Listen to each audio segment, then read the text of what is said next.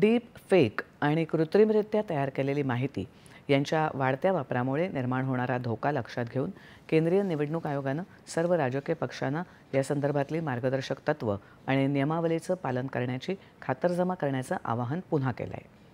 निवडणूक प्रक्रिया न्याय्य आणि पारदर्शी राखण्यासाठी सर्व राजकीय पक्षांनी संबंधित नियमावलींचं कठोर पालन करण्याची आवश्यकता असल्याचा पुनरुच्चार आयोगानं केला आहे. आयोगानं समाज माध्यमांचा जबाबदारीनं आणि नैतिकदृष्ट्या योग्य वापर करण्यासंदर्भात याआधीही मार्गदर्शक तत्त्व जारी केली आहेत.